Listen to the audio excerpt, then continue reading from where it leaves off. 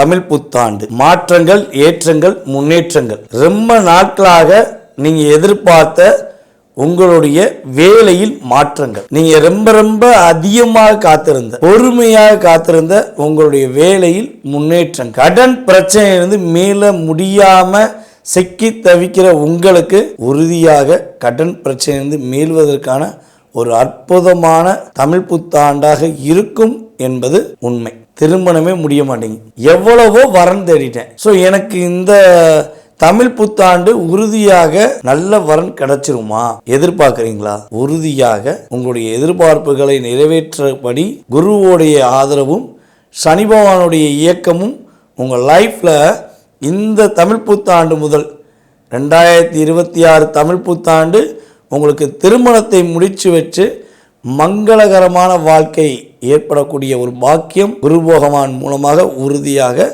உண்டு.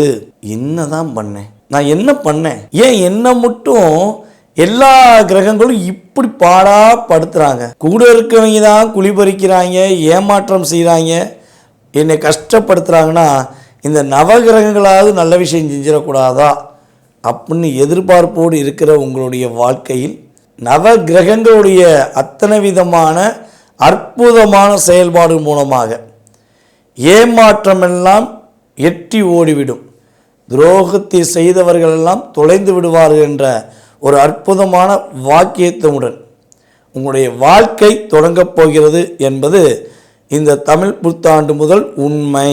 நான் ஒவ்வொரு ராசிக்கும் கிரகங்கள் உங்களோட லைஃப்பில் என்ன மாற்றத்தை கொடுக்க போகிறாங்க, இந்த தமிழ் புத்தாண்டு முதல் உங்கள் லைஃப்பில் என்னென்ன டேர்னிங் ஏற்பட போகுது அப்படிங்கிறத தெளிவாக வீடியோக்குள்ளே சொல்லியிருக்கேன். வீடியோ ஸ்கிப் பண்ணாமல் முழுசாக பாருங்கள்.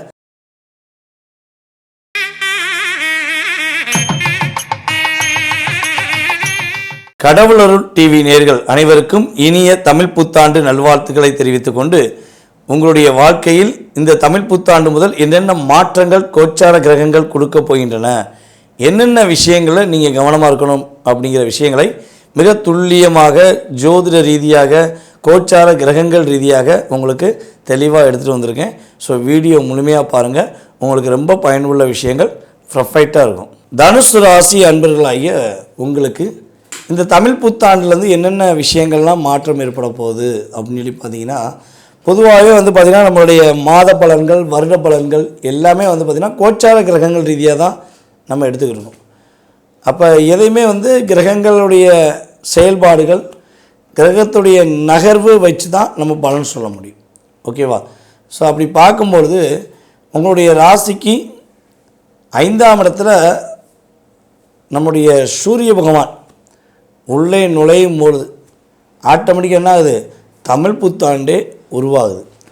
அதே போல் இந்த தமிழ் புத்தாண்டு உருவாகி என்னென்ன விஷயங்களை மாற்றத்தெல்லாம் கொடுக்க போகுது, இந்த 2026 தமிழ் புத்தாண்டில் நம்முடைய தனுசு ராசி என்பர்களாகி நீங்கள் என்னென்ன விஷயங்கள்லாம் மன நிறைவாக போகிறீங்க அப்படின்னு சொல்லி பார்க்கும்பொழுது, உங்களுடைய வாழ்க்கையில் கிட்டத்தட்ட ஒரு 3 வருட காலமாக வேலையில் எவ்வளோ பிரச்சனை சந்திச்சிருப்பீங்க, எவ்வளோ போராட்டத்தை சந்திச்சிருப்பீங்க. ஒரு நிலையில்லாத தன்மை, ஒரு இடத்துல 6 மாதம், ஒரு இடத்துல 1 வருஷம், ஒரு இடத்துல 2 நாள் அப்படிங்கிற மாதிரி ஒரு நிலையில்லாத தன்மை இருந்துச்சு. ஸோ அப்போ இந்த நிலையில்லாத தன்மைக்கு நீங்கள் காரணமா அல்லது கூட இருக்கக்கூடிய சூழ்ச்சி காரணமானா, பொதுவாகவே நீங்கள் பர்ஃபெக்டாக தான் வேலை வைப்பீங்க. ஒரு சொன்ன மாதிரி சொன்ன டயத்தில் இருக்கணும் தான் உங்களுடைய ஆசை இருக்கும். ஆனால் எதையும் செயல்படுத்த விடாமல் கிரகங்கள் என்ன பண்ணும், உங்களுக்கு ஒரு டிப்ரெஷனை கொடுக்கும். நிறைய டிப்ரெஷனை சந்திக்கக்கூடிய செயல்பாடு கடந்த காலம் நடந்திருக்கும். ஸோ அப்படி பார்க்கும்போது இந்த ஆணி மாதத்துக்கு பிறகு உங்களுடைய ராசியின் அதிபதியான குரு பகவான் உங்களுடைய ராசிக்கு 8ஆம் வீடான கடக ராசிக்குள்ளே உள்ள நுழைகிறார்.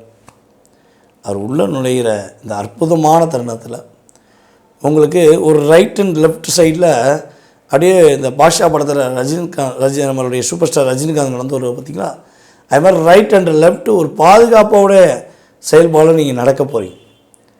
இத்தனை நாட்களாக தனித்து விடப்பட்ட ஒரு செயல்பாடாக இருந்த உங்களுடைய எதிர்காலம் ஒரு மாற்றத்தை சந்திக்கக்கூடிய ஒரு பொற்காலமாக இருக்க போகுது அப்படிங்கிறது உண்மை. ஏன்னா குருவுடைய பார்வை உங்களுடைய ராசிக்கு 12ஆம் வீட்டையும் பார்க்காரு, உங்களுடைய ராசிக்கு 2ஆம் வீட்டையும் பார்க்கார். அப்போ தன வரவு குடும்பஸ்தானத்தை குரு பகவான் பார்ப்பது மூலமாக எப்பொழுதுமே குடும்பத்துக்குரிய 2ஆம் இடத்த அதிபதியாக வருவதே குரு பகவான் தான். ஓகேவா? ஸோ அப்படிப்பட்ட குரு பகவான் உங்களை தன்னுடைய பார்வை மூலமாக பெரிய பலன் கொடுக்க போகிறார். மேலும் உங்களுடைய ராசிக்கு 4ஆம் இடத்துல சனி பகவான் மற்றும் தேவையில்லாத நபர்களுடைய செயல்பாடுகள் அதிகமாக இருப்பதை நீங்கள் உணர்றீங்க. ஸோ அது கிரகங்கள் ரீதியாகவும் நம்மளால் உணர முடியுது. ஸோ இந்த கவலைக்கு ஒரு தீர்வு, இந்த பிரச்சனைக்கு ஒரு தீர்வு அப்படின்னு சொல்லி பார்த்தீங்கன்னா குருவுடைய அற்புதமான பார்வை மூலமாக நீங்கள் என்ன பண்ணணும், குரு பகவானுக்கு கிட்டத்தட்ட நவகிரகத்தில் உள்ள குரு பகவானுக்கு ஒரு 9 வாரம் வழிபாடு செய்யணும். உறுதியாக உங்களை யார் யாரெல்லாம் மிகப்பெரிய மன அழுத்தத்தை ஏற்படுத்துகிறாங்க, யார் யாரெல்லாம் மிகப்பெரிய ஒரு பிரச்சனையை உண்டு பண்ணுறாங்களோ அவங்களுக்குலாம் ஒரு சரியான பாடத்தை புகட்டக்கூடிய அளவுக்கு உங்களுடைய செயல்பாடு இருக்கும் என்பது உண்மை. ஓகேவா? ஸோ இவ்வளோ நன்மை இருக்குது. ஓகே, சனி பகவான் உங்களுடைய ராசிக்கு எங்கே இருக்கார்? எக்ஸாக்டாக எங்கே இருக்கார்? 4ஆம் இடத்துல இருக்கார். அப்போ 4ஆம் இடத்துல இருக்க சனி பகவானை யார் கண்ட்ரோல் பண்ணுவா, யார் கேர் பண்ணுவா? உங்களுடைய ராசியின் அதிபதி தான் கேர் பண்ணுவார். அப்போ டைரெக்டாக குரு பகவானுடைய பார்வை சனி பகவானுக்கு கிடைச்ச உடனே 4ஆம் இடத்துல இருக்க சனி பகவான் தன்னுடைய பார்வை மூலமாக எந்தெந்த விஷயத்தெல்லாம் பிளாக் பண்ணி வச்சு தான் அது சரியாயிடும்.